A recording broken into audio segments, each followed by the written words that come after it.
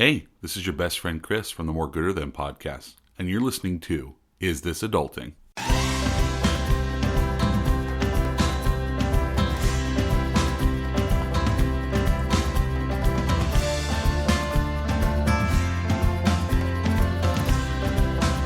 Hey everybody, and welcome to Is This Adulting, a weekly conversation between two best friends navigating adulthood and our struggles with mental illness as overgrown man-children. I'm best friend number one, Stephen Pappas. Hello, and I'm the second best friend, Christopher Tyler Grimmett, and I'm also dripping in finesse. You did it. Yes. You said your whole name. You said more than I say. I know. Because I don't talk about my middle name. Yeah, well, more than anything. It's Josephus. More than anything else, I just wanted to say that I'm dripping in finesse. Have you heard Do you that think song? I have not. Oh, it's so good. Bruno Mars' new song? Oh, with Cardi B, of yep, course. there you go. No, yes, I have heard that. Okay. It's quite good. I was confused. Some have complained because I've been dripping so much with finesse. I've gotten finesse small on the puddles floor. of finesse everywhere I go. Yes, it's been a real hazard for most people in my workspace. Oh, there's a finesse diaper joke, but I can't come up with it right now. Not on my game. I'm sorry. I am not dripping with finesse. Anyway, it's like you just had like a moment of reflection of like, God, I'm not.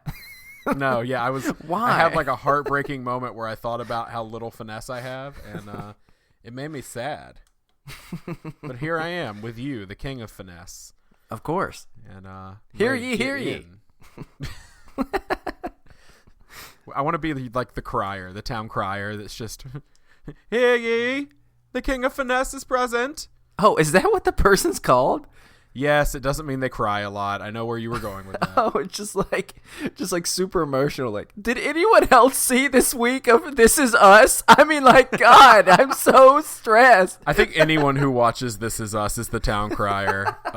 From what I've gathered of it, I have not watched it because it's the same guy that made Parenthood, and I watched Parenthood, and I cried every week. So I was I can't handle it.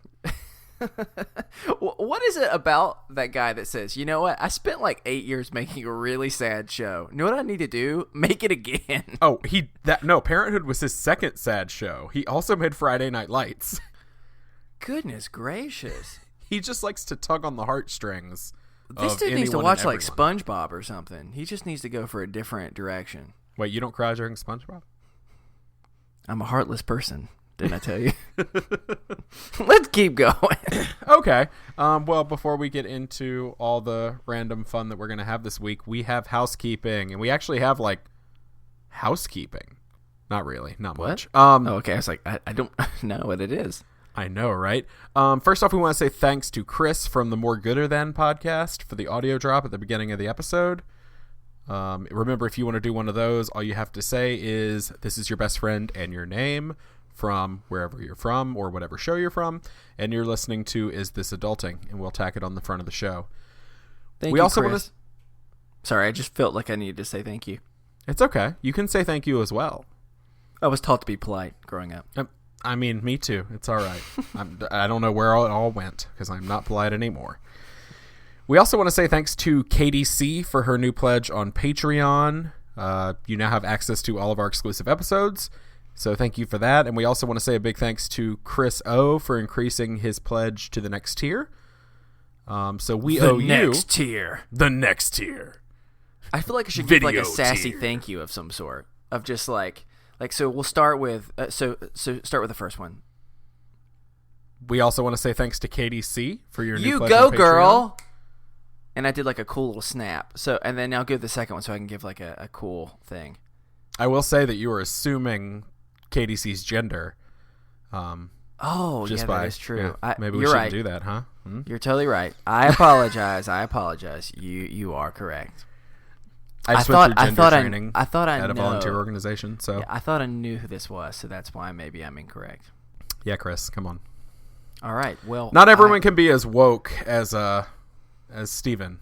So you are woke, and I am dripping in finesse. We are quite a pair, us two. Woke and the King of Finesse. Tuesday nights at 8. No, on TNT. I'll say, yeah, that sounds more like two wrestlers who didn't quite make it. Oh my gosh. And I also wanted to say a big thanks to Chris O for increasing his pledge to the next tier on Patreon. Fine, I'm not going to make any assumptions. Thank you. Is that better? We do know Chris O very well. No, it's too late. Thank you. That's all I'm going to go with. But we owe you, along with a few others, some personal videos for giving at that tier, which we will definitely film next time we are together, which I guess will be on the road or once we get to. We have so much time to make videos on the road. That's exciting. Yeah, Orlando's like a 9.5, 10-hour drive from Charlotte, so we'll making have our plenty way of time downtown, to film videos. Driving to Orlando. Da, da, da, da, da, da, da. Okay, keep going. Mickey and Minnie and Goofy. Sorry. So yeah, that's in early February, so we will get you your videos in the Best Friends group or emailed to you by then. And finally, as always, we want to thank our sponsor Blueberry for our new segment where Chris pitches me a new podcast that he's been thinking about recently. I like how you just changed it to now I make the pitch. Yeah, well, it was always one of us pitches a new idea, but it's always you. So Chris pitches an idea to me. Hey, Chris, what you thinking this week? Well, I will say, Stephen, if you ever want to, or anyone else wants to, you are more than welcome to say one or send one in. But since I came up with one this week, let me share. Stephen, are you not going to respond?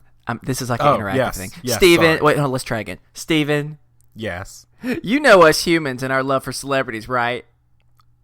Yes. We just cannot get enough.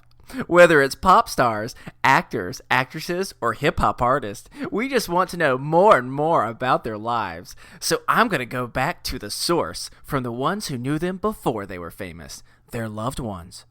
Each week, I'll take a celebrity's loved one out to lunch and for a cup of joe and see what stories they can share, what it's like to be them, and whatever else is on their mind. Get ready to laugh, get ready to cry, and also feeling some other emotions. It's a podcast I call How I Fed Your Mother. Huh? I thought it was going to be a ripoff of Comedians in Cars Getting Coffee. No, see, that's what I did. I had to take it. I had to distract you. See, that's what I like to do in these. I like to start making you think I'm going one way, and then I zag. You zag on them? Mm-hmm. Thank you, McElroy Brothers, for the great 2017 motto that has now been laid to rest.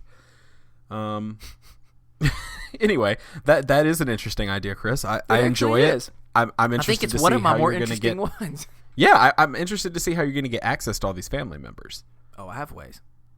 I believe you. I am the king of finesse. Yes, you are, Chris. You are the king of finesse. Well, you understand that creating a podcast isn't just as easy as recording your show and uploading it to an MP3, right? I mean, we have gone over this at least 10 times. I don't even know what you've been saying. You know some of those words, right? Sure. Well, to get the most out of your show, you're going to need a fast and reliable hosting site. Do you have that? No? Nope. No? Okay, cool. You're going to need accurate download stats so you know what your numbers really are. I don't even know what numbers are. You've written Threeve, a combination of 3 and 5.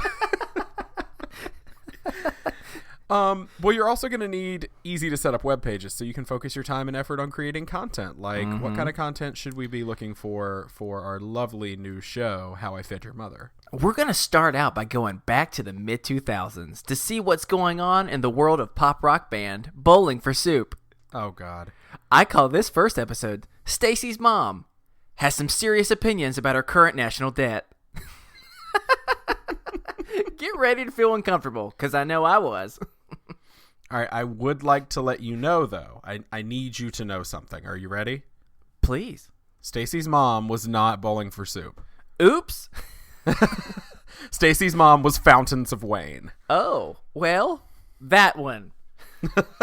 I thought you were going to make a soup reference, too. Oh my God, Stephen. I may have interviewed the wrong lady. No wonder she had so many opinions about politics and so little about Bowling for Soup. She really just didn't care about Bowling for Soup. It was real weird. Well, you know that Blueberry offers you all of your podcasting needs, from hosting all the way up to having a fully integrated WordPress site, and you can actually use that and other avenues on the internet to research who actually performed songs. Yeah, Stephen, you know I don't know that if I don't even know which person I'm supposed to interview, but it clearly sounds like what I need. But I've also started, so what do I do? It's fine. It doesn't matter if you already have the podcast, which apparently you do because you spoke with the wrong person, Mm-hmm. or if you always wanted to start one, either way, you can head over to blueberry.com/BFF to get your first month free. That's pretty good and all, but Steve and I have a loyal fan base, and I do not want to lose any subscribers. That is a problem. Hey, what do you call your subscribers? The extended family. That's It's cute. just- I know, it's nice and simple. They don't all have to be funny puns. They don't. That's just a beautiful, beautiful sentiment. I'm more Well, the than jokes, Blueberry- Steven. Are you? The Blueberry support team is available to help you migrate your existing show with their free tools without losing any of your subscribers. Sound good? Sure. You see, yes, absolutely. Sorry, I was still just thinking about interviewing the wrong lady. It's okay. It's okay. I'm sure she enjoyed the lunch or breakfast, whichever one that you provided. Neither. It was a picnic. It was beautiful. It's so sweet. I know. It's so very sweet. Anyway, Are you going to finish this? I am. Go ahead and get to work on How I Failed Your Mother or any Well other podcast done. today by going to blueberry.com and using our promo code BFF. That's blueberry without the e's.com/BFF. The reason I was so thrown off by that song or that ad is I was literally sitting here going, is it Stacy's mom? Because I was mixing Stacy's mom up with like Scotty Doesn't Know, which is very different. I think you're song. right. I think it was Fountains of Wayne. And for that, I'm sorry. In fact, some might say I deserve Fountains of Pain for getting it wrong. You know, Bowling for Soup was 1985. Yep, it was 1985 and Always.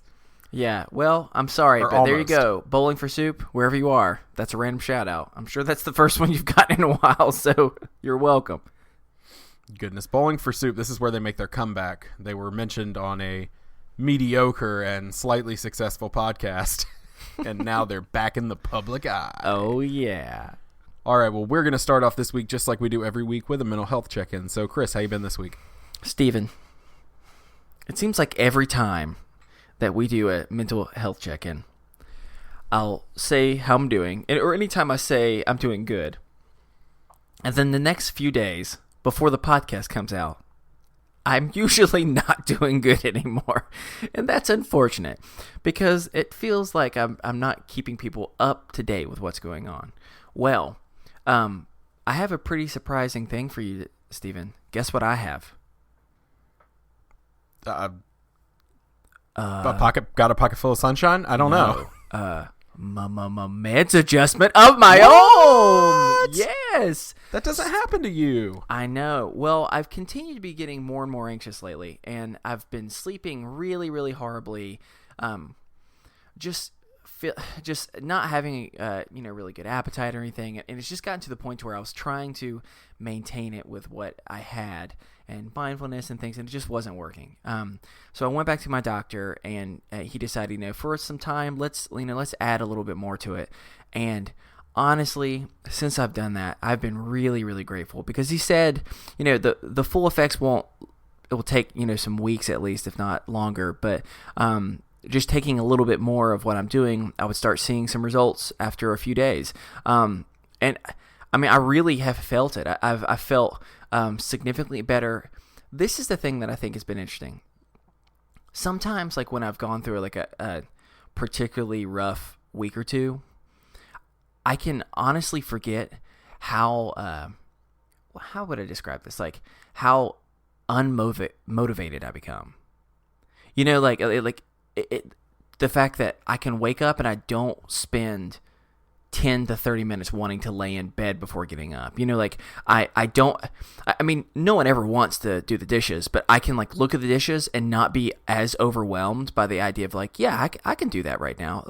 Even small things like that, I've seen a difference in, and it's been really, really nice. And I've been feeling a lot better. And so the last couple days have been good. Just taking some time,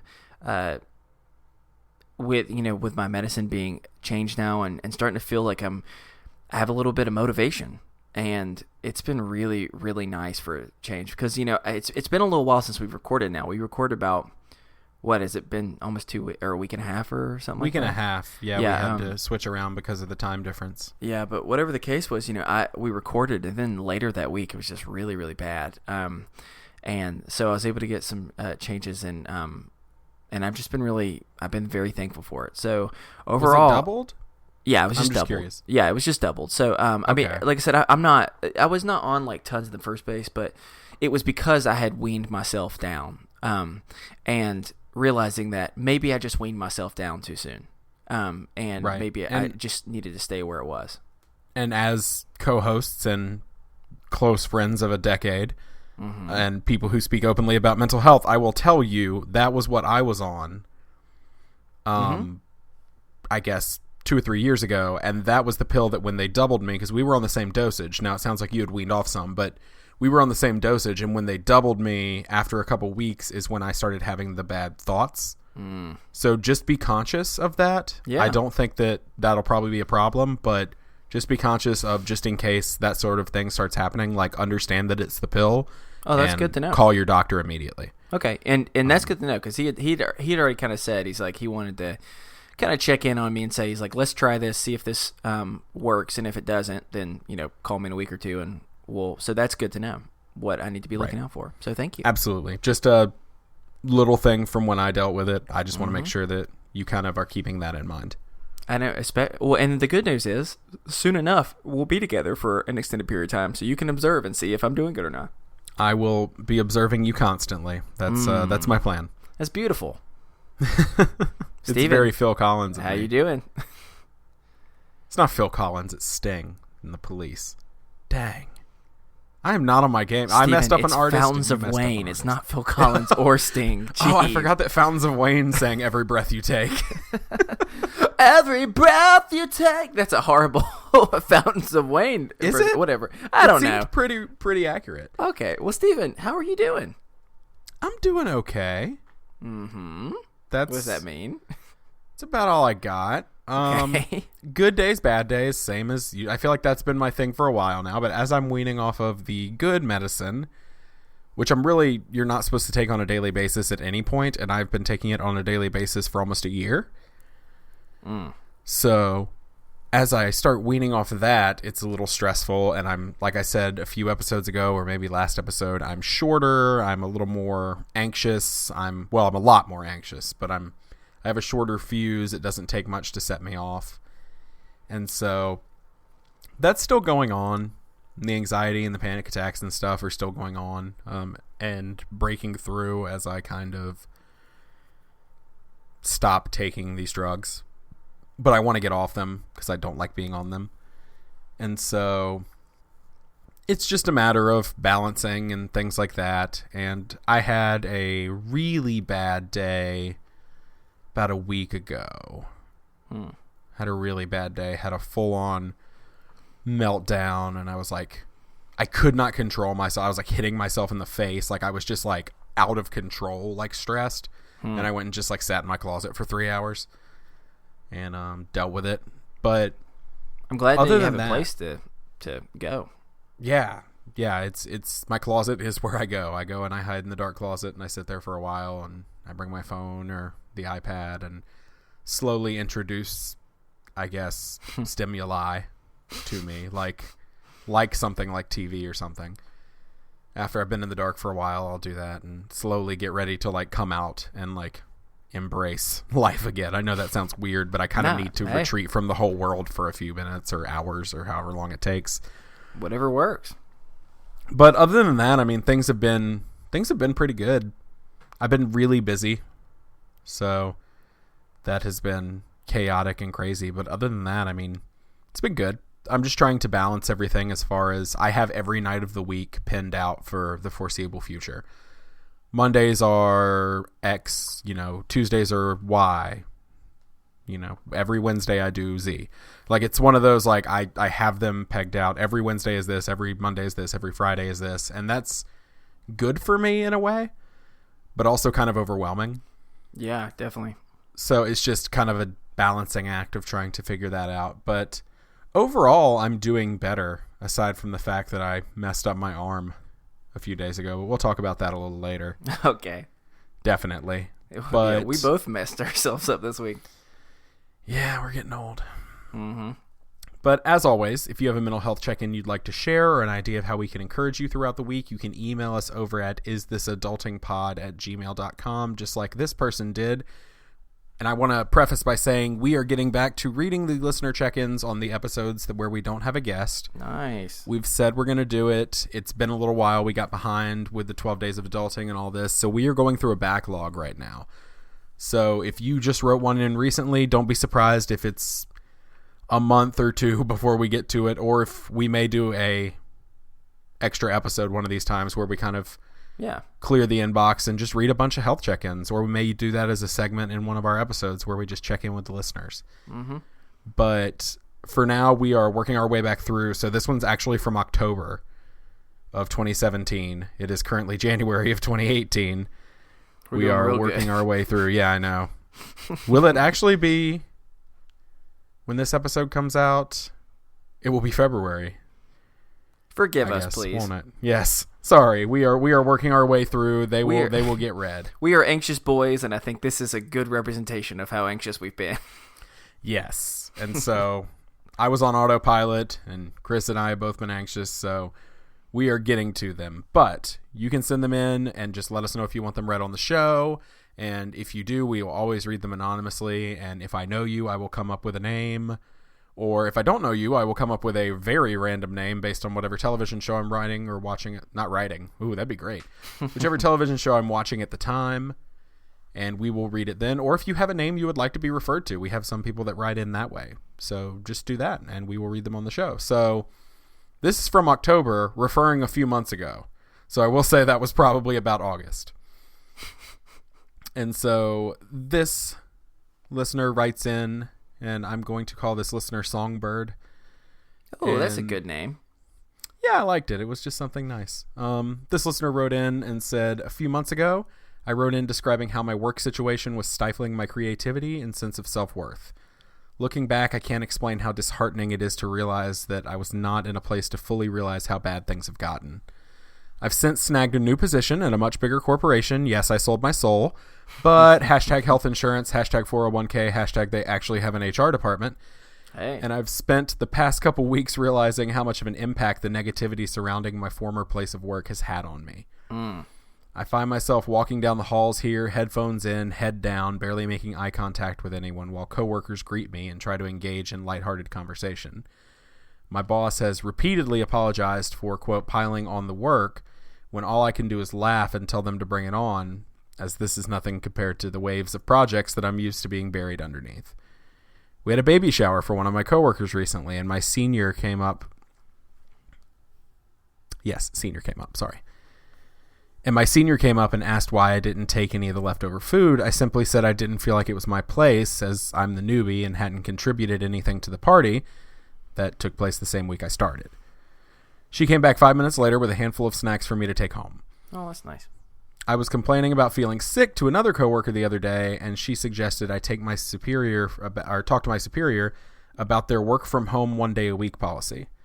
I told her I was planning on just paying my dues and not pressing the issue, as I was originally told there was a 6-month wait to do such a thing, to which she responded, "Ma'am, you're awesome. Quit worrying about paying your dues." The best part, y'all, the men here either look me in the eye or look at the floor. No inappropriate comments or touching, no weird, uncomfortable situations. There we go. I suppose they take sexual harassment training seriously around here, and I could not be more grateful. For now, I'm learning to be confident in my work, to hold my head high, and not second-guess myself anytime someone says something positive about my efforts. To that point, while I've been absent from the Is This Adulting community for a few weeks, as well as from social media in general, I want to thank you all for giving me a boost giving me the boost I need to endure the last few months at my previous job. I truly don't know what I would have done if I had not had the support of the ITA family, as well as the joy and support from the podcast. I wholeheartedly believe I'm on the road to becoming my best self, and a lot of that is thanks to you all. Thank you so, so much, and I love you all. And please remember your worth. Remember the value in all that you contribute to the world. Remember what you deserve and push yourself even if it's a little uncomfortable. Your goals and your happiness are worth it. Songbird. Yeah. Songbird got preachy at the end, and I love it. Sing me a song. Woo! It was amazing. Yeah, that was good. Sorry, I just want to read that last part again to everyone out there as much as I'm reading it to myself, which is, please remember your worth. Remember the value in all that you contribute to the world. Remember what you deserve and push yourself, even if it's a little uncomfortable, because your goals and happiness are worth it. Boom. I feel like Christina Aguilera's Beautiful is playing in the background during that last part. So I feel like that was written by Brene Brown. Hey, if you don't know who that is, seriously, get on that. We've talked about Brene Brown on here before, but really but read real. Brene Brown's books, because Brene Brown is amazing Wow. and will make you actually feel amazing about yourself. Yeah. Well, thank you, Songbird. That was awesome. Yeah, absolutely. And I'm glad she's in it, or he or she is in a good place. You know, they are just. We've talked about it before. We've been in really unhealthy work environments, and just being able to be in a place where people are kind can almost be overwhelming. Absolutely. I know that, my job where I'm at now, it was overwhelming at first, and it took some time to even trust. And so I hope that now it's been a few months that things have continued to been solid, and that healing has been able to continue to happen, and that you maybe can are able to trust the people that are being kind to you now, because I know that it can take some time. Well, I work from home, so I legitimately just have to learn to be nice to myself, and then I'll get over it. But we are going to move into our first topic, which is, almost a year ago we started this podcast, if you think about it. We're coming up that's crazy. in a few months on 1 year. And the very first thing we did when we introduced ourselves to you all, for you to understand, we care about mental health. This is who we are.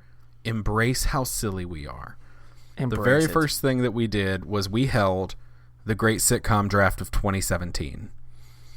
And we drafted which team of 3 friends from the show Friends we would want to have. So we each split 3 and 3. Well, let's clarify, not just the best characters. Right. We debated the best friends, like who would be the best friends. Yeah. And I will say, I won. There was a vote held. I did win, but it's hard not to win with Chandler. I understand. I did go all really heavy in one family. So yes, so I was going to say you were just the Gellers, and who were you? The Gellers and Joey. Yeah, that's pretty much what it was. And so this year we are going to do it yet again. We're going to start a little early instead of doing it on the 1 year. We're going to hold the Great Sitcom Draft of 2018. At least the first one. Who knows? We may do another one. Yeah.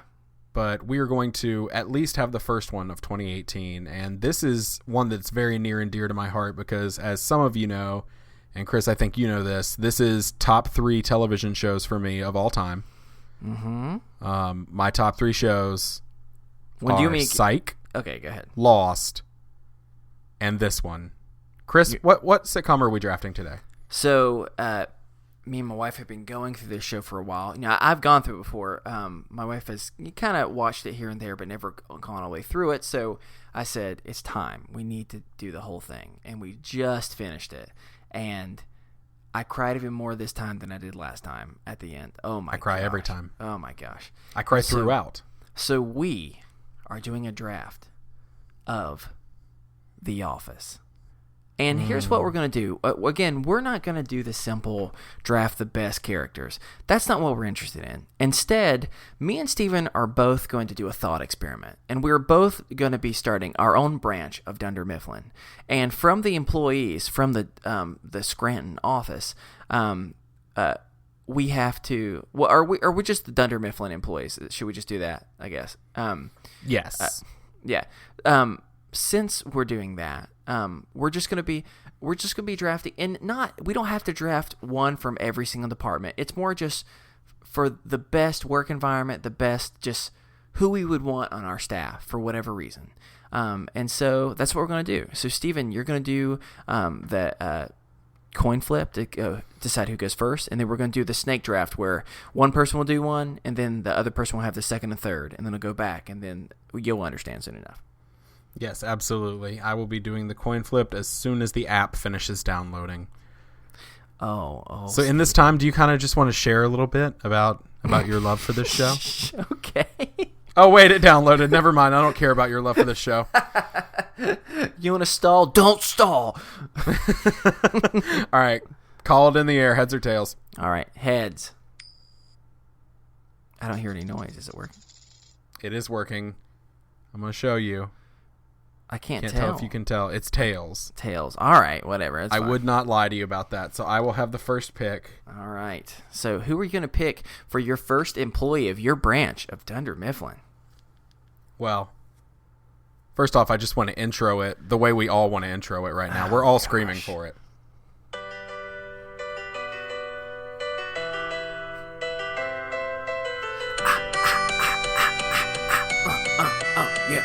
Yeah. I don't know what this weird, like, ringtone version of it is. That's interesting. It's like, hey, know what we need more of? More accordion. Yeah, I found it online, and I was like, oh, this is the real theme. No, it's somebody playing the theme. So, but we all got into it. Okay. Steven, congratulations. You get the freaking draft, to start off the draft again. You keep doing this, but whatever. That's fine. I do. All right. I'm so really my first sad. pick. I think you're going to take mine. My first pick, because we are trying to draft a functional branch. Okay. And when you're drafting that functional branch, Chris, it's all about the numbers. Oh, no. And so my first pick is Angela Martin. Ooh, whoa. Yep, I'm picking Angela. Oh, my gosh. Do you think I was going Oscar? That's shocking. Wow, so you're going with Angela. Angela Martin Schrute. Spoilers. All right, let me go ahead and let you know. So we're both going deep on this draft, and I probably put at least 15 names. Angela's not on mine. That's okay. All right, I agree that the numbers is important. But I'm worried about a different number because, sure, you can calculate all day long, Angela, but unless you're able to sell, you're not going to stay in business. And I'm going, no joke, with Dwight K. Schrute as my number one pick. Because, let's be honest, Dwight is a strange fellow, but he is the most loyal, dedicated, best salesman they have. Yep. And that dude bleeds Dunder Mifflin. And honestly, it's just going to be way more fun in the office. Sure, there's going to be some headaches, but if you're going to have a paper job, you need to have a little bit of fun. So I'm going Dwight with my number one. He was almost my first pick. And with that, I get the third pick as well. And now I need someone else. I need someone that Dwight can kind of calm Dwight down a little bit with one of the most enjoyable characters, for me at least, and that is Pam Halpert. I'm going Dwight and Pam because they work well together. Pam, she's the office administrator, but she just does a lot of different fun things. She brings some fun into the office and can calm Dwight down. So I am very pleased with my first two picks. Bam. All right, you go ahead for your next one. Or your next two, I guess. Yeah, I'm having to remove a few here because both Dwight and Pam were in my top 5. Oh, man. But luckily, I'll get the other 2 out of my top 5, so I'm happy. So my next pick is I'm going to need somebody who can handle not only some of the office workload, but I'm going to need somebody who can oversee the shipping and someone who can make sure that the warehouse is running efficiently. Oh, man. And so my next pick is Daryl Philbin. Yep, that was my third. Third. Daryl is, 1, incredible and hilarious and would be so much fun to work with. But 2, is extremely smart and so good at his job. Mm-hmm. But You're also right. just so enjoyable. I love the actor. I love him in everything he's in. You're right. And anytime I see Daryl Philbin, like on the show, I always think of the speech he gives about the taco stink. About eating tacos in the basement. He's like, you can't get rid of taco air. It's heavy. It sets. That's a good pick. That was my next pick. So you stole that one from me. But where are you going now? I'm so interested. All right, so you have to have a manager. Mm-hmm. Don't you? And for me, you need a manager, somebody who has been there a long time, somebody who knows their way around paper, and somebody who, frankly, is one of the best employees you have. So I'm taking as my manager Jim Halpert. Okay. He will be my manager because Dwight was originally going to be my manager. Mm-hmm. But then I thought about, because Jim's sales numbers are incredible always. They always talk about that. And especially when he's working with Dwight. And so I'm kind of sad that Dwight won't be there because who's he going to prank now? Mm-hmm. But yeah, no, I think Jim would make a good manager. I was always kind of bummed that he didn't end up being the manager at the end of the series, but it kind of had to be Dwight. Yep. So, all right. Yeah, going with Jim. She took Jim. So I'm now going. I still have a lot of people at the top of my list, which I'm happy about. So my back-to-back picks are first. You're right. I need someone for numbers as well. And so I'm going with the fun, sassy, sometimes maybe a little bit too know-it-all, but we can work with that with him. And that is Oscar Martinez. I love Oscar. He's absolutely one of my favorite ones. I think he's for them. I mean, every single one of the characters have their flaws. Don't get me wrong, but I love Oscar. I think he is so wise about so many things, but also at the same time, like, he's able to be really good friends with, like, Kevin. And that, like, Kevin. And that combination of the two is just really, really great. And he's super smart, so he would be so great for the numbers because I'm going to need that in my branch. So with that, I'm going with Oscar Martinez. And then I'm going to keep it up. You stole my person that I was going to be my head of shipping, but that's actually okay because I'm really happy about this person for head of shipping, and that's Val. I freaking love Val. And so Val was my next pick. So I'm taking Val because, gosh, she's amazing. And it just in so many different ways. And so she's calm, she's collective, but she's also just so intelligent and able to maneuver any situation. So I'm loving this pick. I've got a good branch so far. Yeah. So what are your next two picks going to be? All right. So my next two, I'm going to take back-to-back picks. Mm-hmm. Well, duh, because that's how this works. My next pick is you've got to have somebody there to cover your bases. Mm-hmm. You need someone to run HR. You need human relations. And here's the thing. If we were talking seasons 1 through 7, Toby Flenderson is a strong, strong pick. But toward the end of the series, Toby becomes the literal worst, and I despise him so much. Many ways. He's just the worst. So I'm going to go with the HR rep that I always enjoyed the most, which is Holly Flax. God, that was literally my next pick. Goodness gracious. I'm taking Holly because we are on the same page, man. Mm-hmm. Hey, you took Pam and Dwight both from me out of my top 3. So. No, that's right. You're right. Gosh, man, I totally had Holly next. Ugh. Okay. Yeah, I love Holly so much. She's so much fun, and she's really good at her job. She's good all the way around. So. Okay.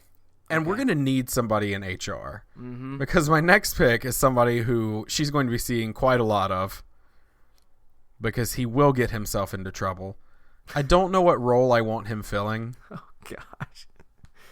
But I know that my office is not the office unless I have Michael Scott there. Okay. So he's got to be there. He's not going to be the manager. Mm-hmm. I kind of want to put him at the reception desk because I think he's fun. That might be his best gift. Yeah, he's all right. He can answer phones. He'll probably do it in impressions. But, like, I can take Michael Scott, so I'm happy with getting the power couple there, the Beyonce and Jay-Z of The Office. Okay. My next two pick, I'm going back-to-back ladies, all right? Now, this one may be controversial. Oh, don't take who I want. But I'm going with a person that at first I did not like. Yes, it's who I want. And slowly, she became such a wonderful person, and that's Nellie. Oh, okay. It's not who you thought it was? No, it's not. Ooh, interesting. Woo. So, and the thing I like about Nellie is, like, you know, she definitely was overwhelming at first, but the more you kind of saw her bond with the group, it was, like, really, really nice to just kind of see. And she was so savage sometimes and so in some of the funniest ways, like specifically to Toby when he started getting to be too much. He was great. And so so I'm going with Nellie. And she could do a wide variety of things, but she'd be really good. And I'm gonna get serious for a second. She wants to adopt a child, and I'm all about adoption and fostering, and so I'm gonna be in support of anyone who does stuff like that. So Except she doesn't really at the end. She kind of weirdly baby naps a child. Yeah, that's a different situation. But at the same time, I really like Nelly, so that's the reason why I went there, and not Nelly, the popular actor or artist. Sorry. Yes, no, not him. Next on my list, I'm going with another lady, and some may not like her, but I think she's great, and that's Phyllis. Okay. I just love Phyllis. You know, like she's fun. She don't get me wrong, Phyllis can don't get her on her bad side, but at the same time, she's just really, really nice in so many different ways, and I think she's just a great addition to the office. And I like her sense of humor a whole lot, and she's very loyal, which I enjoy. So I'm going Nellie and Phyllis. Steven, I didn't take the person you wanted.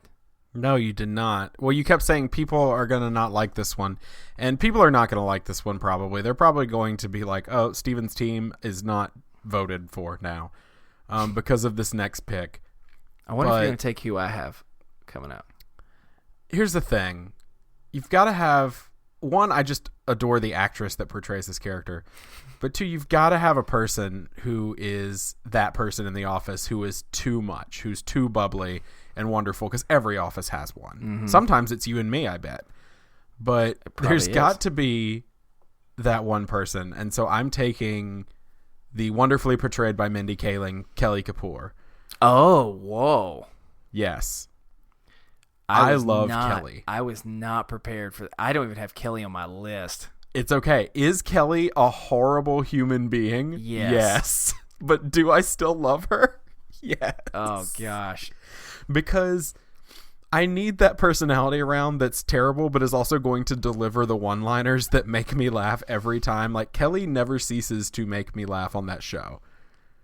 I don't know why. Okay. Did she do a very terrible thing in the finale of the show and run off and leave a baby? Yes. But, I mean, par for the course. Okay, so I'm Here glad we go. that you took her off. Chris, get ready for this one. If we're doing Dunder Mifflin, I'm going to need somebody just kind of, one, keeping Michael in line, but two, also kind of checking over Jim's shoulder, making sure that he's doing things properly and he's managing. I need someone with a lot of experience in management. And so I don't think that I could pick anybody else but David Wallace. Hey, I get that. David Wallace is a character that I really didn't like early on in the show. Mm-hmm. And then throughout the series, I kind of grew to love. I get that. After he lost his CFO job, and started his own thing and then came back and bought the company. Yes, for Suck It. That he came back and bought the company. I really like him. Mm-hmm. And so I like him for any number of jobs. And he was a CFO, so he could probably help Angela out in the finance department, if nothing else. If he wants to take a couple $100,000 pay cut. That is true. Or he could just remain the CEO. Hey, I get that. I think that's a good choice. All right, so I'm going. I don't even know if you have him even as he's such a minor character, but he quickly became me and Kate's one of our favorite characters in the entire show. And Val can't do the downstairs all by herself. And that's why I want Nate. Yes, one of the best characters. He is just... I don't know how to explain it, Steven. Is he not just one of the most genuine guys in the entire world? He's hilarious. I will say the only time that I was ever anti-Nate was when they put him in blackface. Oh, that was... Because I was just like, yes. Oh, this show was made a while ago. Yeah, that was horrible. But for me, with Nate, that, and I consider that more of Dwight than Nate, because Nate was just kind of would do whatever everyone told them to do. But he's just the time that Daryl tries to give Val really nice gloves and instead panics and gives him the Nate, and Nate is so genuinely just excited about the silk gloves and I just love him so much. And so I'm very, very happy that I got Nate. Where am I going to go with this next one? I think I'm going to go further down the list than I expected. Now, I know a lot of people did not like her, but I didn't mind her. And so I'm going with Karen. Okay. You know, I mean, I know a lot of people didn't, but for me, when her and Pam were in like a good place, like I thought she was really enjoyable to work with. She's clearly, I mean, I honestly think she could probably be the manager, if not Dwight. You know what I'm saying? I feel like Dwight, I'd rather have him selling because Karen is just like a solid manager all the way around. So, yeah, I'm going to go with Nate and Karen. Steven, what's next? All right. We're moving on, aren't we? Mm-hmm. Well, I do agree with you, Chris, that Val, or Daryl in my case, he can't run that warehouse all by himself. Oh, God. He's going to need somebody down there. And I'm going to pick my other favorite since you took Nate. I'm going to pick my other favorite warehouse worker who makes me laugh every time he's on screen, and that is Hide. Yes, he's amazing. For those of you that don't know, Hide is a Japanese immigrant who states that, I'm going to read his story real quick because he says it all the time in the show. He just tells his story. One day, a Yakuza boss needed a new heart, and he was the best surgeon in Japan because of his steady hands. And so he performed the surgery on him, but the Yakuza boss died during the operation. So on the run from the Yakuza, he hit on a fishing boat when he came to America, where Daryl hired him and saved his life. Yeah, he's got so many fun, like, just small moments. Him standing there watching Pam paint. And just critiquing her. And basically being like, when are you starting? She's like, I have to plan it out first. He's like, you need to paint. She's like, well, you don't have to stand there. I'll wait. I like him. So I like him too. I'm going to take him as far as another warehouse worker. Okay. And now we're really getting down into the nitty gritty, aren't we? Mm-hmm. And so if I must pick another person, just because I enjoy him, and I don't really have much reasoning for him as a worker, but he seems to get his work done fine. Just because I enjoy him, I'm going to take Stanley. Really? Because I do love Stanley. Stanley, like, hates everything about his job. I know, but I love Stanley for those brief moments, like Pretzel Day or Florida, where you see that Stanley. My favorite moment Stanley has in the entire series is when Andy is trying to make closing time a thing at the office, and he sings closing time. Yeah. And Stanley bursts out of the door and starts singing when nobody else will sing with him. And it cuts to him and he goes, I had never heard that song, but that song means I get to go home. Now it's my favorite song. Oh, wow. Okay. So I'm going to take him. All right. So is my turn, right? Yes, so I took Hide and Stanley. I'm keeping track here so that we can put our teams up for voting. All right, so I'm going with a random person, and that is, I'm going with Plop, man. Look, no, Plop, aka Pete. Is he special? Nah. No. Is he a decent worker that will at least be fine in my situation? Where I don't know if you've noticed, except for Dwight and like occasionally Nellie, I have a pretty mild mannered combination, right? And I think that he'll fit in. And Jim's not in my office, and since they don't get along very well, it works well that I'm taking Plop. And is this where are we getting down to? When are our final picks coming? We can kind of go whenever. I mean, I can go another round or two or not. Or probably another round is probably all I've got. So, okay, let's go one more round. So you get this one. Yeah. I'll do two more. You'll do two more. Then I'll go one more. Okay, let's do it. Okay. So, you know what? She's not the smartest person. No. But Dwight is kind to her. She's kind to Dwight. She's a ray of sunshine. I hate you. And she's in love with Plop, and Plop's in love with her. I hate you. And I'm going with Aaron. I think, yeah, I feel confident about that. I think, she's now. It's going to be a little hard sometimes because sometimes She just doesn't get some stuff, but that's okay. I think that she's a solid, loyal person, and for that, I'm thankful. I'm very unhappy with you for taking Erin. I'm giving you the scraps, man. You are giving me the scraps. And so I think people are probably yelling right now at their iPods, phones, whatever they listen on, internet, at their internet, wondering where this one is. And so I'm going to take, with my first pick of the next round, I'm going to take Andy Bernard. Mm-hmm. That was coming up for me. Because the thing is, like, Andy, as far as when I was setting aside my picks and being like, all right, you know, I don't think he really has much to offer of keeping the office, like, running well. Mm-hmm. But he's just a personality to have around. I get it. And I don't mind having him around. Like, everybody hated Andy. I didn't like Andy in the first season he was in, pre-anger management. And then I didn't like Andy in the 9th season when they wrote him to be a jerk. But the reason they wrote him to be a jerk was so that he could go off and film The Hangover, and you weren't upset that he was gone because you were mad at him. Well, that makes more sense, because that was one of the reasons why I didn't pick him earlier. The 9th season really frustrated me. They write him to be a jerk. But he's really not. And so I'm going to go Andy with my first pick of the next round. You are describing a man that pooped on one of your other employees' cars.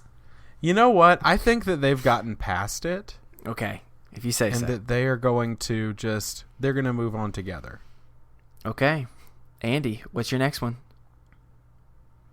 This one's going to be a controversial pick, Chris. Okay. But I need another fun-loving kind of character around the office to just kind of get some of the humor from. Does that make sense? Mm-hmm. And so I'm really going to need Jim to have somebody to harass a little bit. Okay. And so I'm going to take Gareth Keenan from the UK version of The Office. Oh, okay.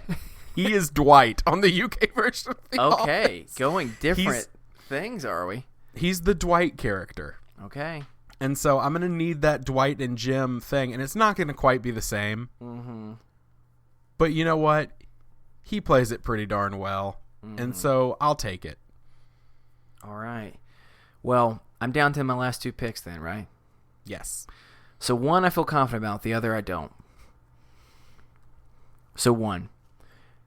Now, she doesn't get a lot of credit in this because she's a little bit of a mess sometimes. But at the end of the day, she's a really good person. And maybe she doesn't act good in the way that we would normally think. And maybe she's a little inappropriate at times. Mm-hmm. She was my last pick, so thank you for that. But I'm going with Meredith. Because at the end of the day, like, some of the moments, like, where, you know, she had shaved her head and because of the lice, and she took Pam out when she was struggling and everything like that. It was just, it was a nice thing. And so I'm going to have to go with Meredith. And now comes the difficult part, because I was kind of that I would not have to take this person. But I'm Don't do it. But I'm going to say no one should take him. Because of the combination of how horrible Michael was to him, and the fact that the first 7 seasons he wasn't bad, I'm gonna go with Toby. But that's okay. That's not who I thought you were going to say. Man, did Toby really suck the last half. Oh, gosh. I think I know who you thought I was going to, and I may have left you with him. So I'm curious. There's only a few people left. Who are you going with? This is not based on how well The Office would run. These are the last 2 picks, right? This is my last pick. The way the last pick, right? works. Yeah, this is my last pick. This is the last pick, right? Yeah, and So I'm okay with this person being last. Let's talk about, all right, some of the people who are left. We've got Kevin. We've got Creed. We've got Gabe. Gabe is who I was talking about, that no one should ever pick Gabe. I know. We've got Dwight Jr. We've got Ryan. Ryan. That's pretty much it, right? Any of the other managers that have been there over time, but yeah. Robert California. Ugh. Ooh, no, not Robert California. Yeah. Never. Yeah, and then Will Ferrell's character. Oh shoot! Dang it! Too late. I know who I would take if I still had one. But go ahead, Steven. Who are you gonna pick? I know who I'm gonna take. I thought about taking Ryan because Ryan is hilarious. A horrible human being. He's a horrible human being, but he has lines, especially in the later seasons when he's kind of insignificant. He has lines that make me laugh so hard when he's being a douche. But I'm going to go with my gut here, and it may cost me the win because people are not going to immediately know who this is necessarily. But I'm going to take somebody that's just a lovely human and somebody I would always want around the office because I love this person. Okay. And boy, do I love dogs. And that's going to be Joe Bennett, the CEO of Sabre. I love Joe. She's so good. Good. She's a good leader too. So I feel like she could be good in leadership roles of teams, but also she got to bring those dogs around. And she's just this sweet Southern lady. And so my last pick is Joe Bennett. Can I pick one more too then? Wait, why? Or can I replace Toby?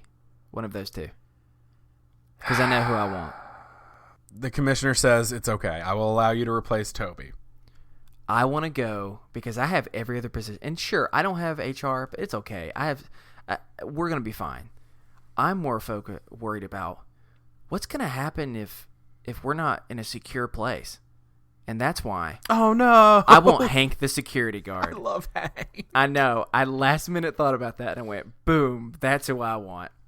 Hank the security guard instead of Toby. That's what I'm doing. You've got Dwight. He's armed in the office. Yes, which is one of the reasons what made me think about it. I might need Hank. Hey, this was good. And so let's run back through our teams. Do you want me to go through mine first or you go for yours? Sure. You go ahead. All right. Now, I mean, I don't want to intimidate you, but this is a pretty amazing team I've got. It is. For my branch of Dunder Mifflin, I've got my head salesman, Dwight K. Schrute. My office manager and just all-around awesome person, Pam Halpert. I got my accountant, Oscar Martinez. I got my head of shipping, I guess is the best way, Val. I don't remember her last name. She didn't have one, actually. Oh, okay. So I've got, I don't even know what she'd be doing, sales or special projects, or we'd be having her doing something, and that'd be Nellie. I don't remember her last name either. Bertram. Yep, there we go. We got Phyllis. Eventually Phyllis Vance. I don't remember what her original maiden name was. Halpert. No. Yeah, she was great. Phyllis in sales. Val needs some help, and that's why we're going with Nate, the most amazing goofy guy ever. I got my customer service person, and that's Plop, a.k.a. Pete. We've got my receptionist, which is Erin. They're also best friends and lovers, and she's awesome. I've got quality insurance, which is Meredith. A little bit rough sometimes, but she's great. I've got my manager, and that's going to be Karen. What's her last name? Filippelli. Filippelli, that's right. And finally, because we need to secure our office, I've got Hank, the wonderful security guard. All right. Well, that leaves my team. So, running the accounts, I've got Angela Martin. Mm-hmm. I'm intimidated by your team, man. I'm intimidated by your accountant. running the warehouse and really just handling any sort of projects that I may need as far as idea man. I've got Daryl Philbin, okay. The lovely, lovely Daryl. Head of the office, we're going to go with head manager, is Jim Halpert. Mm-hmm. We got Holly Flax running HR. And just great pick. Floating around. You know what? I'm just going to say it. Reception. We got Michael Scott. That's a sneaky pick right there. In fact, you know what? He's not going to be reception. I've changed my mind. He's going to be on the sales team because the guy can clearly sell. People like him. Yeah. He's very good at sales. Mm-hmm. So I'm gonna go with him on sales. Then we got customer service. We got Kelly Kapoor. David Wallace is going to remain the CEO, just kind of overlooking things. Down in the warehouse, we're going to have a little extra help from Hide, helping Daryl. And then also on the sales team, because he knows his way around some sales, we got Stanley. what's Stanley's last name? Martin? Oh, God, I can't remember. I'll look it. Keep going. I'll look it up while you're telling your list. Okay. Well, I got Stanley as that character. Stanley Hudson. That's right. Stanley Hudson. That's there we it. go. So he's going to be on sales. Just kind of floating around the office, keeping everybody bit bop happy. We're going to go Andy Bernard, singing songs, carrying on. As far as another kind of salesman, maybe some quality assurance, somebody for Jim to pick on, I went with Gareth from the UK version of The Office, who was played by the guy with the glass eye from Pirates of the Caribbean. And he's amazingly hilarious. And then you know who's going to do reception? It's going to be Joe Bennett. Because she is a smiling face that I want talking to me all the time. Joe Bennett should be the your phone. freaking manager, man. I know. But Jim is just, I think Jim would be a good manager on that show. He never got a shot because he didn't want it. But I think that he would, I think he would make a good manager. I don't think he would. You don't think he would? He's really bad at making decisions when people don't like certain stuff. He panics. That's fair. Joe would be amazing. See, I'm even ripping up your team because I am so confident in mine. This is the most confident I've ever been at anything we've ever done. Yeah, so Karen Filippelli is going to be your manager, Miss I Get Jealous Over Anything. Okay, you get jealous of her. She was a manager of a successful branch. Thank you very much. Keep going. Keep a stepping. No, and then Joe. Yeah, Joe is the last one. So that is my list. All right, so we're gonna put this up on our show notes on our website. We'll also put it up on the Best Friends group. So if you want to vote on it in there, we're gonna put it a bunch of different places. Twitter. If you know anyone that likes The Office, share it with them. We want to hear what everyone has to say about this. Who won this? Who is the better branch? Me, of course, or Steven. Yeah, I know. I was hoping for pulling on some heartstrings because I do have Michael Scott. That is true. You do have him. Yeah, and he's my pinch hitter. He's just... All right. Well, hey, you know what that means? We're now transitioned into something that we haven't done in a really long time. I think we haven't done it since like episode 4 or 5. No, we've done it a little bit more recently than that. Have we?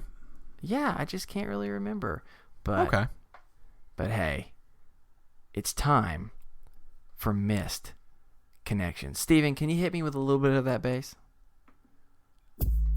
Oh. All right. Oh, I like that. I like that sass that's coming sounds. on. Sorry, shut up. Let me tell you exactly what this is for anyone who's new. You know, whether it's misloves, almost friendships, or just acquaintances, we're in the business of bringing people together here at this podcast. So we're doing our part by reading misconnections from Craigslist, hoping we can bring lovebirds back together again. Now I've protected their names for everyone's privacy, so I will assign them some loving pen names. Steven, are you ready? I'm ready. Title 1. To the pretty woman on the G train who threw up on me. Sure. We met last Thursday, riding the train a little before noon. Despite your slumped over demeanor, I could tell that you were very pretty and dressed very well. I took the only open seat next to you, and I have to admit, I wrote you off as hungover. But when your head popped up from your lap to vomit outwards, I knew that you were the real deal. Woo! I tried to keep the conversation as light as possible after you told me how embarrassed you were and how your antibiotics were messing up both your stomach and your mind. I was honestly impressed that you had attempted to even go to work that morning, considering your condition. But I didn't want to bother you. But then the train stalled for 15 minutes and we stopped talking. Oh no. Everyone watched it slide down on the other side of the train. And I felt awful because I didn't even have a plastic bag to offer in case it happened again. Then you got off the stop before I did. Let me know if you want a second crack at this. I think we hit it off well, in spite of your condition. I hope you're feeling better. Sincerely, you might throw up, but I want to throw down. So stupid. Next one, Steven. This missed connection is pretty simple. It's to the point. You were the girl sitting on this park bench, and I was that guy fighting a duck for my pants and losing. If you saw me, please call this number. And P.S. I got him back, so let's hang out. Sincerely, Down to Duck.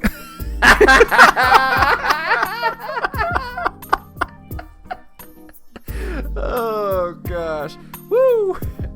Ooh, he fought with a duck and lost his pants. That's an interesting song I just had. Next, and our last one. This one's called Let's Make a Marriage Deal. It says I need to get married in all caps now for reasons I cannot disclose here. So let's talk about this deal already. I'm handsome and just finishing up my master's, but I don't want to go home alone. So send a pic, and it has to be believable. Please have a job, in case they ask. Also, strategically, it would be sensible if you're pregnant, then we could say it's mine. Sincerely, I'll get married when I'm ready, Mom. Woo, woo. Misconnections. Yeah. All right, Steven, until next time, we hope that these starstruck lovers, or you get what I'm getting at. Star-crossed? Star-crossed, that's it. We hope that you found each other, and in certain cases, we hope that you have your pants and you're no longer covered in vomit and the other reasons. So, until next time, this has been Misconnections.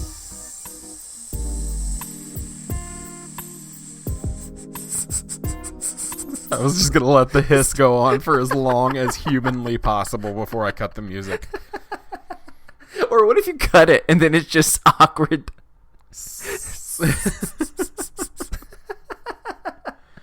Oh, gosh. But in all seriousness, we hope that wherever you are out there, you found the one that your heart is looking for. Or your pants. That's sweet. Whichever comes first. No, he got him back. And for that one, I'm really sorry that you have to literally pay someone for a marriage deal. That sucks. Yeah, and it's illegal. So, also that. Pretty sure. So that's concerning.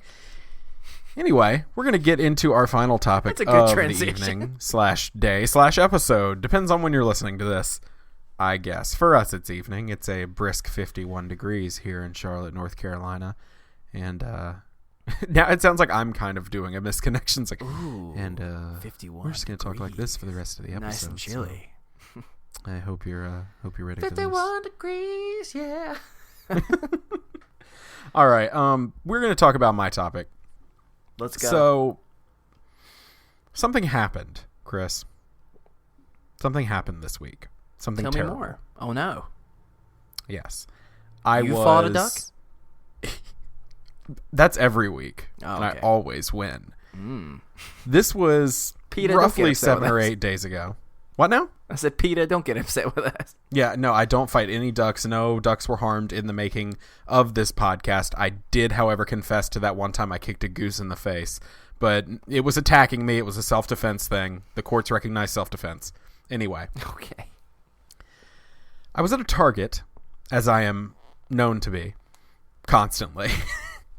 Because I really like Targets. Walking around Target actually helps with my anxiety. It helps me relax. I don't know why. I don't even buy anything half the time, but just like walking around and looking at things, like for some reason, it just takes my mind off everything. So I was walking around. Okay. And I've been making a push here in the new year to get healthy. Has not been going well. Been eating garbage. But I'm doing better than I was doing. And I'm going to start exercising again soon. And my exercise regimen consists of running every morning and doing weight and strength exercises every morning. So I decided, cool, I'll look at some equipment because I have some weights, but they're smaller. I'll look at some bigger ones so that once I build up from the small ones, I can get the bigger ones. And so while we were there, I saw this 45-pound dumbbell just sitting on the lower shelf. And I thought to myself, man, I wonder, because I have no upper body strength. Anyone who knows me, I have very good like lower body strength. My calves are intense. They are. I don't know how else to explain them, y'all. They are uncomfortably large.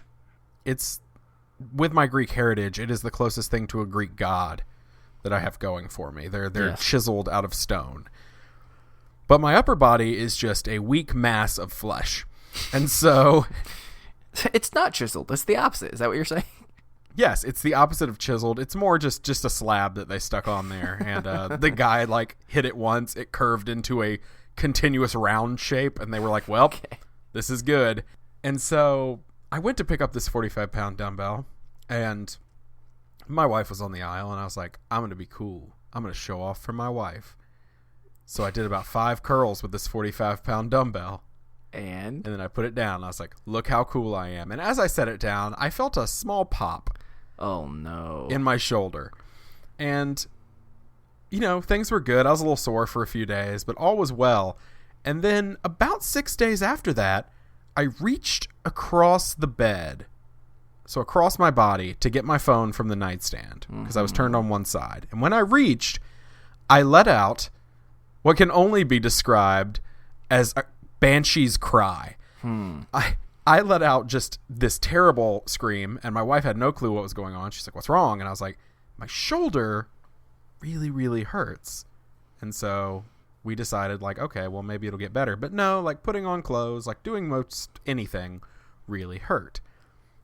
And so we called her brother and FaceTimed him, who is he's a semester or 2 away from being a chiropractor licensed. And so he's going through, like, the stuff where he's actually examining and doing things as far as adjustments on people right now. And so he had my wife basically, he was like, hold your arm out like this, now put it here, like, and he walked us through how to do a adjustment or a checkup, I guess, on what's going on. So I told him where the pain was. It was a little deeper. I walked him through, and he said, yeah, it sounds like you you strained your rotator tendons. I was like, cool. How long is that going to be to get rid of? He's like, oh, I mean, you're not going to feel any improvement for probably 1 or 2 weeks. He said, definitely at least a week, maybe 2. He said, and it's not going to be fully recovered for over a month, probably. Ew. Awesome. So he walked my wife through how to use kinetic tape, that KT stuff, on me. And I've got it up and down my arm right now. I have a brace in the mail so that I don't have to keep taping it on me because it is literally like waxing my chest. When I pull them off, I had to shave part of my chest and my shoulder because I'm Greek and I'm hairy. But I had to shave so that I could even put them on because when I took the first one off, it just ripped like hair out of my chest and I was like bleeding. And so you were dripping with something else other than finesse. It was not finesse. It was blood. It was indeed blood. And so dripping in blood. Sorry. It's a dark song. But I couldn't, I don't know. It's I still haven't felt any improvement. Like he said, it's going to be at least a week. It has been 2 days and I'm ready for improvement. But anytime I can get my shoulder up about 90 degrees, but anytime I try to strain above, it's just like really dull pain. And if God forbid I reach across my body all the way, like when I'm in the shower trying to wash my left arm, like reaching across, like my right arm is just like throbbing the whole time. And it's getting worse, actually. And so I'm going to brace it soon, and hopefully that will fix it. But that was a long explanation of, this kind of got me in this mindset of, we're noticing things as we get older. And I'm not sitting here being like, oh, we're really old. I'm like, I understand. We're 28 years old. We're not necessarily spring chickens anymore, but we're also, when people who are middle-aged or later, even though the teens I volunteer with insist that 28 is middle-aged, but when we're middle-aged or people who are older and they hear us say we're getting older, a lot of times they view that with some sort of resentment and like, oh, you don't understand. And like, but as we're reaching an age, I mean, we're approaching 30. And as I'm getting closer to 30, I'm realizing I can't do a lot of the stuff I used to be able to do. And so I kind of wanted to talk about that, and I know you had an experience this week, and I kind of wanted to chat about that and just kind of the things we're noticing as we age, not just necessarily physically, but just overall, and how they're kind of affecting our mental health. Because I know for me, like, they're affecting my health, like, mentally and physically. And so what happened to you this week, Chris? Well, I don't know if I feel like I've shared this on the podcast before, but Steven knows I've had a really, really bad back for many years. And not just like for a 28-year-old bad. Like the doctor has said before that I'm like a 28-year-old with a 60-year-old back almost. Yeah, your back is not good. A lot of different things have happened over the years. I fell on a flight of stairs once, no big deal. Bunch of other things, but whatever the case may be, I've had a lot of back pain for, it's probably been about a decade now, really. And it's interesting because I had to help someone move, and that's never good for my back. But it ended up kind of being I moved way more than I intended to move, but just kind of the situation came up where there wasn't really an option. It was if I didn't help do it, then they weren't going to get moved, and I wasn't going to be a jerk because I felt fine. So, I've been dealing with a small reminder of that as well, of just, it's amazing how you used to be able to crash on a couch for 2 hours and then you're good. And now I lay on the couch for 2 hours in Netflix and I'm over here being like, excuse me while I go stretch for the next 45 minutes. Right. And it's like, wait, I thought this was supposed to be what... for me, it's not even that, it's because I think like we're old or anything. The part that's been interesting to me, and I wrote a few different things down of things that I've been surprised about, is that aging has come much quicker than anticipated. I expected aging to occur, but I thought I would really feel the effects under one of two situations. Either just like mid-30s or so, or once I had children of my own. Because, I mean, the fact is, neither of us know that, and neither of us are at a place where we want to know that right now. But, and so for me, it's like, for a long time I thought people would be complaining, and then I'm realizing at this age, like, oh God, like no wonder people are complaining if it's like this. What will it be like? And so, yeah, physical pain has definitely been a huge thing for me. Can I run through some of the things that, and you can tell me which ones you want to talk about? Sure. Yeah. All right. Here's some of the things I thought about when it comes to growing up, having to realize things feel different than they used to. The one we've talked about plenty of times before is, my God, when did sleeping become so important? Oh my goodness. Like we literally, Stephen, we had conversation at one point and you were talking about the idea of me staying up or something for you, to come in late if we were to do it that way. And you said, but I might not get there until 11:30. And as you said that, I mean, I wasn't thinking about it, and I was just like, Stephen, I'm not 91 years old. And then I thought about it and went, oh God, 11:30. That is. I mean, that's later than anticipated. So sleeping now, it's both so much more important, and you just can't recover the same way as you used to. As roommates, how late were we staying up on a regular basis? Oh my God, we were up regular until probably 2 or 2:30 in the morning sometimes. Yeah, and now I don't know what 2:30 feels like. Except for if I'm there, I must be in the hospital. Because I don't know what other reason there should be. As one of our favorite shows says, nothing good happens after, was it 2 or 2 a.m.? Yeah, 2 a.m. So that's one of the ones. It's like, okay, for instance, when we did DC Podfest, one of those nights, we stayed out after the show and all this stuff. We stayed out till probably 12:30, 1 o'clock in the morning before we got back to the Airbnb. Yeah. And that was so late. Yes. Like, it didn't used to feel so late. Or last night was the night that you were referring to, peek behind the curtain, where I said, hey, I may not get to your house till 11:30. Is that okay? And you were like, oh, yeah, it's 11:30. That's not a big deal. And then I texted you at like 9:30, and it's like, oh, I think I'm going to be awake enough to drive home. Like, don't wait up. And I imagine that, like, somewhere deep in you sighed this big sigh of relief, like, oh, thank God I can go to sleep.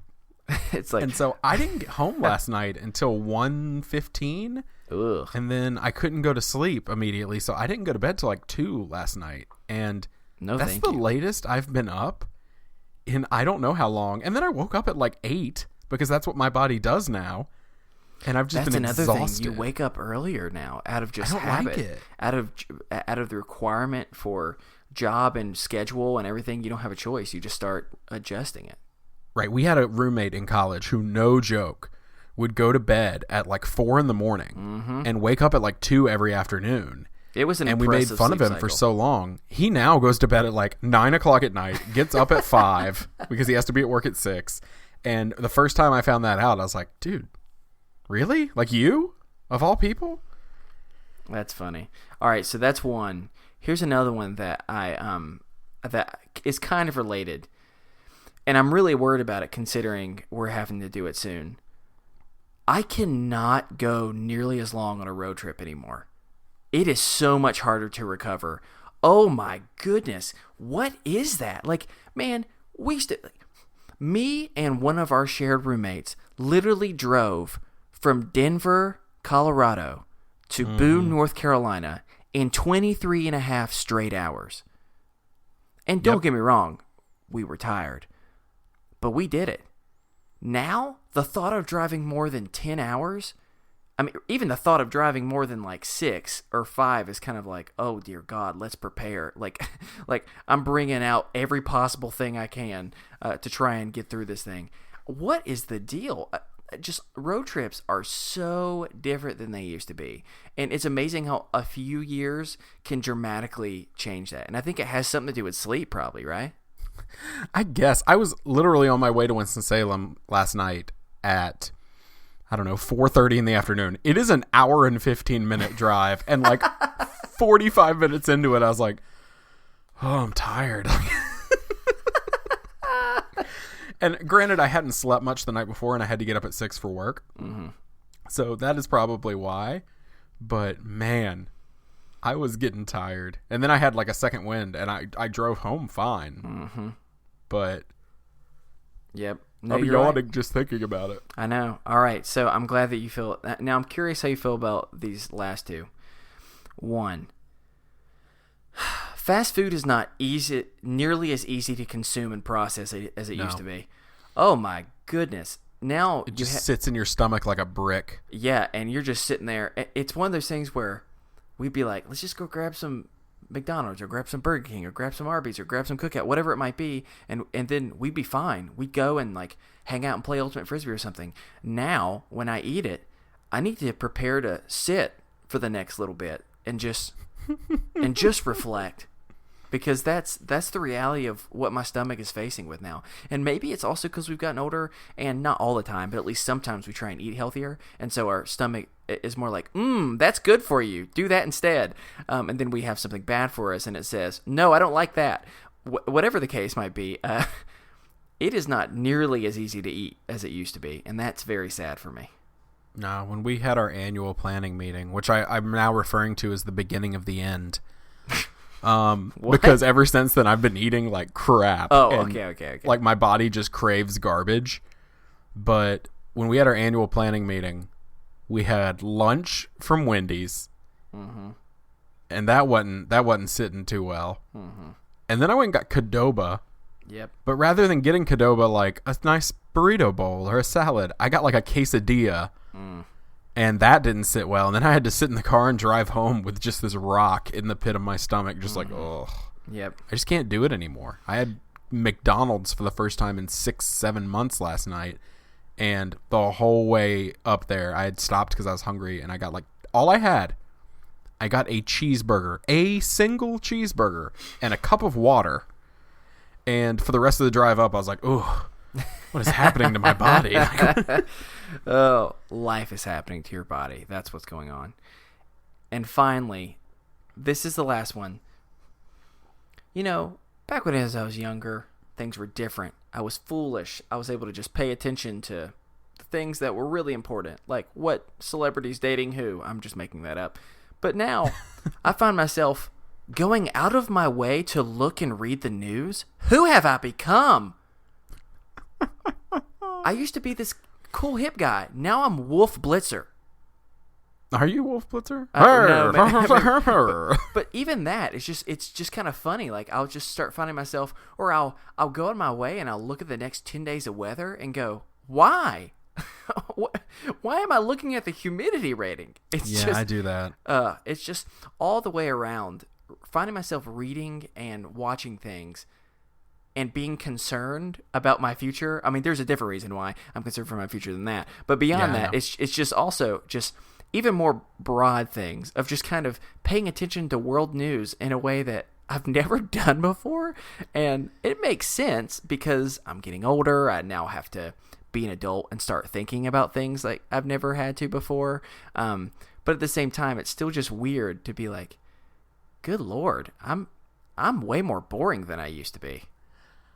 I do a combination of two things. I either really look into the news or I do everything in my power to avoid it at all costs. I mean, me too. It's one of the other. But when I do get really into it, it's like 3 straight days of just... Right. I'll have periodic bits where I'm looking at things that concern me, but what I'm looking at is a lot more social stuff that concerns me, and like policies that are coming to my area and things I want to support and things I want to stand up against, and supporting the marginalized peoples in our area and like things like that. Like that is what I do. Whereas a lot of national news, without getting deep into it, we'll just say since the beginning of last year, I've been avoiding a lot of national news. I think a lot of people have, no matter where, it's just whatever it makes they believe. I have an anxiety disorder, y'all, and it makes me fear for my life. Doesn't help. No, and I know news is a big thing on both sides of the binary, which I hate that exists, but like both sides of the government and people who deal with like anxiety disorders, news, no matter where you stand, news can be a really stressful thing. And like I can't do news, and food for me is a stressful thing, and that affects me like in a very negative and stressful way. So when we're doing all at the exact same time, it's worst case scenario. Right. And so my last month essentially has been real bad when it comes to just like the anxiety caused by like exterior stimuli. It's just like everything around me is like, nope, don't want to deal with that. Can't handle that. And so it was just, I don't know, it was just a matter of, I kind of wanted to talk about like, what does life look like now? And how is that affecting us? Like, cause it makes my brain like concerned sometimes, even when it shouldn't be, because my brain's just like, you're getting old, you're going to die. Like my brain immediately starts doing that and reminding me like, don't forget about the never-ending march of time. Seriously, I mean, it can be overwhelming sometimes. It's incredibly overwhelming to me a lot of times, so I just try my best to ignore it, but that's not always possible, especially when you can't put on a t-shirt without yelping in pain like a Rottweiler that got its paw stepped on. Very specific. Rottweilers are tough. I don't know why. Another thing that tends to happen with older people, they become very specific. Don't tease me. I don't want to talk about it. Anyway, I think it's going to do it. If you'd like to send us a topic for discussion or a mental health check-in, or you have anything else on your mind, you can send that over to us at isthisadultingpod@gmail.com. Yeah, please send us over topics. We'd love to not just have listener check-ins, but listener topics too. We've had some before, and they've been a lot of fun. But besides that, you can follow us over on anywhere on our social media. We have Twitter, and that handle is @isthis_adulting. You can also find us on Facebook. We've got 2 different places you can find us. Either our Facebook page, nice and simple, Is This Adulting Podcast, or even more importantly, if you want a place to find an online community that provides support where you can vent what's going on in your life and struggles at work, family, friends, whatever it might be, or you just want a fun place to have exciting, hope-filled, funny videos or pictures, whatever, you can do that too. And that is at our best friends group. And that's simply called Is This Adulting Best Friends. If you have any trouble finding it on Facebook, then please feel free to go to our website. It's isthisadultingpod.com, and you can find it there. And then while you're there, why don't you check out some of our show notes? It's all different types of games we've done, or things like we did this, where we'll actually say what our different list were for the different branches of Dunder Mifflin. The games, all different types of stuff are there. We got our merch store, as well as different ways that you can join the movement to help break the stigma around mental health. And finally, the best way you can spread the word and help us out. And I'd encourage you to pause right now. Well, don't pause now. Stop. Actually, keep playing until I finish this statement, and then you can hit pause. And that is, if you can just go and subscribe if you haven't, and then if you can just leave a rating and a review. Doing both of those helps get people to find you and find us. And we want that to be possible because we want more and more people to find a supportive place where they can not feel that they're crazy because they struggle with things sometimes, but they realize that they're not alone. So that's why we do what we do. So if you can do that as well, that'd be great. We're part of the Orbital Jigsaw Podcast Network. You can find our show as well as others at orbitaljigsaw.com. You can also find all of our merch at the Orbital Jigsaw merch store. I don't know why I stumbled over that, which you can find at orbitaljigsaw.com/store. We got that brand new logo, and so the logo on the t-shirt looks awesome. I think the sale might be over by the time you're hearing this, but the sales on TeePublic go on pretty often, so keep an eye out and check it out. We're almost entirely listener supported, so if you like what you hear, please consider clicking the Support the Show tab on our website, isthisadultingpod.com. We have tons of cool rewards, exclusive episodes, twice a month, and much more that you'll receive in return for your support on Patreon. There's also a PayPal link if you prefer to give through PayPal, where you can give monthly or one time. We'd like to thank the collection for the use of our theme music, The Borrowers, off their album Ars Moriendi. That's going to do it for us here on Is This Adulting this week. I've been your best friend, Steven. And I've been your best friend, Chris. And remember, kids, be happy, stay healthy, go hug someone. Because you never know. They may have just lost their pants in a duel with a duck. Well, hold on, wait. Hug them after they get their pants back on. That's my only advice. We prefer pants hugs, and please ask for their consent before you hug them. Just saying. Yeah. Definitely do that. Anyway, y'all have a good week. Also hug the duck. They may need something. Bye.